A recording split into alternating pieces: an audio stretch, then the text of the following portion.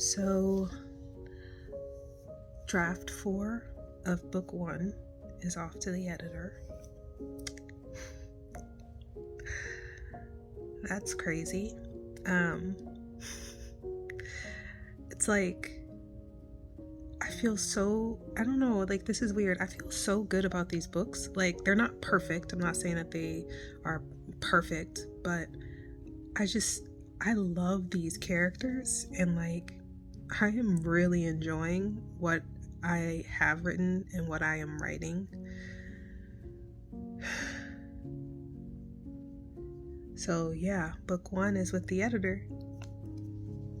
That leads me to one big problem though. I have no idea how book 2 ends.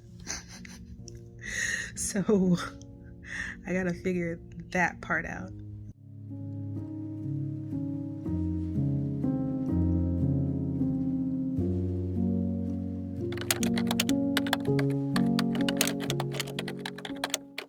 Hello world, Mia here, and I am taking a break from our regularly scheduled vlogs to talk about 5 things that I really messed up on in this process of writing my first 2 novels. So to give you a little bit of an update, I have finished draft 4 of my first novel, Say You Will, and I have sent that off to my editor so that could go through the developmental edit, and then we're going to go through line edits and proofreading, formatting, and then put this baby out into the world.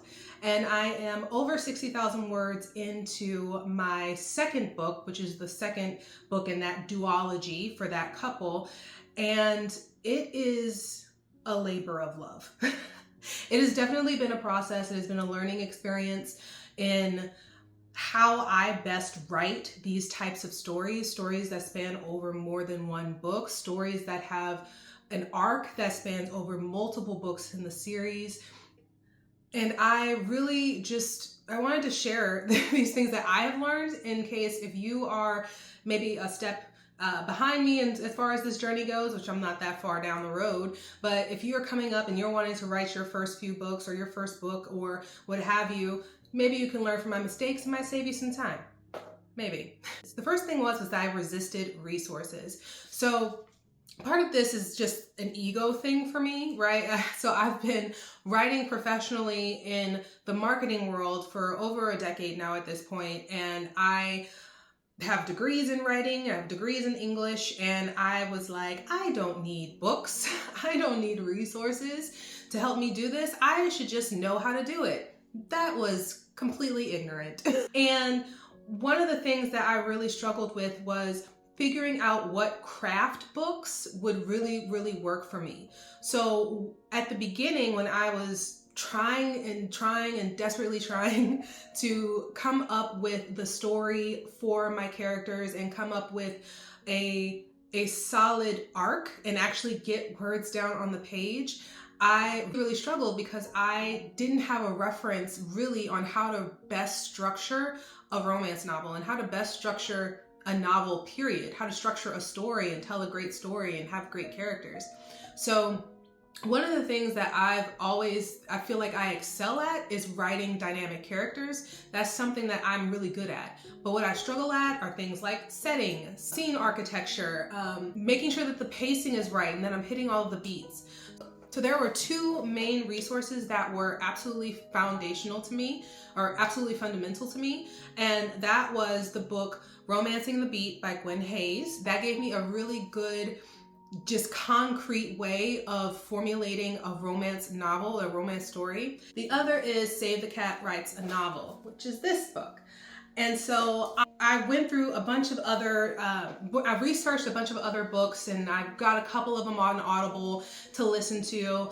And I really resonated with how the author really explains how the beats all come together. So that all makes sense to me. Also, I'm a very visual person. I'm a person that if I can map out, first you do this, and that means first you do X and that leads to Y, I'm a happy person because that's very linear for me, because my brain is a very linear type of brain when it comes to things like solving a puzzle, which really that's what writing a book is for me. It's like putting together a puzzle, and then at the end you see the whole big picture. I don't start with the picture in mind. I start with the pieces, a centerpiece down the left side. So that really helped me to be able to add that helped me to really be able to form the story and to really dive in and flex with it as I discovered how the story needed to be told for my characters. The other thing that I did that I would highly recommend that you not do is edit as you write. So I ultimately got to a point where I was able to write and revise, but I was writing book 2 and revising book 1. And the reason for that was because the books, they're 2 separate books, evidently, obviously, right? But as I was discovering more of how the story actually flowed and how the story actually ends, which, spoiler alert, I don't actually know how the story ends at this point. I'm still waiting for that to reveal itself fully. I have a vague idea of how it's going to end. I know what the pivotal scenes look like in my brain, but again, it's the whole puzzle thing, right? I'm seeing pieces of the puzzle, not the whole picture at this point. But as the picture became clearer as I'm writing book 2, I was able to then go back to book 1, and the pieces that did not make sense or did not fit quite right or were underdeveloped or things that I talked too much into, I was able to go back and be able to in a more articulate way, in a clearer way, refine those pieces to revise the book 1. And so I don't know if I'll have fewer self-revisions before I send books off to the editor in the future. I'm not quite sure, but I feel like this worked for me because I feel really confident about where book 1 landed. And that's not to say, I know, and I sent my editor a whole page full of notes about the draft that I sent them. I know that there are areas that it needs to be tightened up in the story developmentally. I know that there's areas where I'm doing a lot of telling and not enough showing. I know that there's areas where some plot links may be missing in the chain, right? But it is a really strong manuscript, and I can objectively say that it is a really strong manuscript, which makes me so happy. The third thing that I did that I found was a huge mistake was that I did not consider the macro arc of the story. So one of the things that many of the craft books, even, this one, Save the Cat, that they talk about the A story and the B story, or, what's the internal story, what's the external conflict, right? And that's all good and well. And that works when you're talking about 1 book, 2 books. I have 6 books in the Devils in DC series. And while they are broken up into 3 chunks of 2, right, 2 books for each couple in that whole 6-book series, the thing that will make that series ultimately work is following the full arc that connects all 6 of the books, and that story that's told across all 6 of the books that I had not actually thought all the way through. And it wasn't until a few days ago that I actually sat down and said, oh, I need a storyline that links all of these books together. It's not just Hunter and Winter's story and then the next couple. What is it that they're actually resolving at the end of book 6? How does the series itself resolve? And so that was a big aha moment for me. I wanted these stories and the way that I structure the duologies within the series. I really wanted them to all flow really neatly and be very much connected to the next couple. So that means I had to look at the macro story arc, and I realized I didn't have one fleshed out. Luckily, I have the inkling of what it is, and I know in a very rough way what the big story arc is, which feels great, but there are still a lot of holes that are revealing themselves as things come into play. Number 4 was that I got really caught up. I got really caught up in tech trends. So for a really long time, I thought I had to be on Scrivener in order to write my story. And I watched all these videos on people using Scrivener, and then I said, I'll just use Google Docs. And then I watched all these videos on people showing how to structure their Google Docs to be able to best write their stories. What I ended up doing, and I actually really love, is I found Butter, which I do have a link down below. This video is not sponsored, but if you were to sign up for their free trial, you get a whole year free.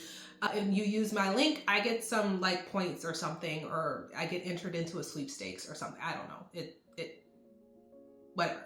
Either way, you get a year free if you join.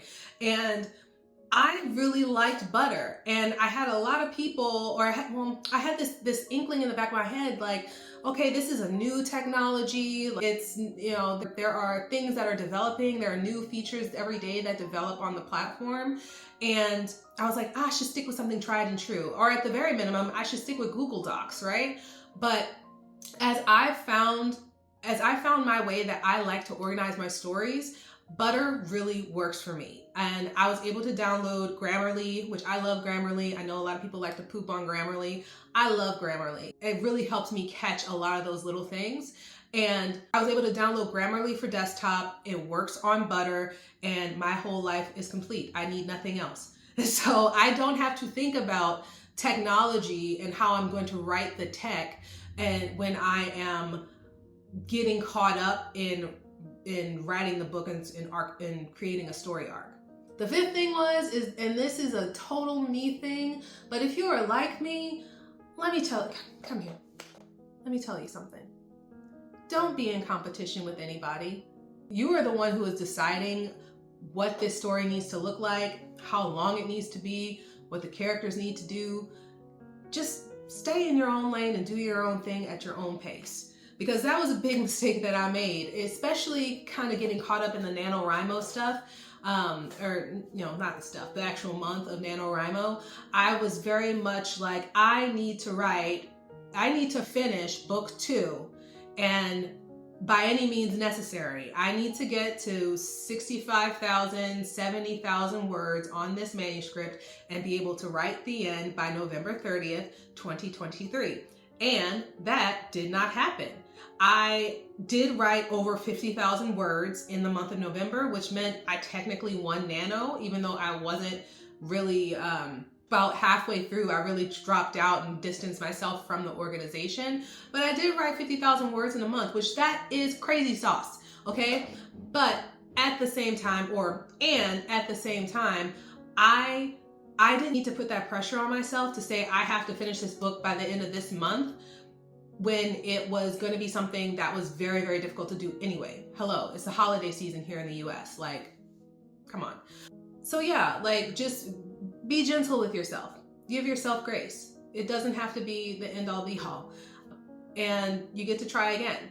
So those are my 5 things. I hope that this video was helpful for you if you are a budding writer, if you are wanting to get your first novel written or anything like that, and you're like, where do I start? I'm about to put pen to paper.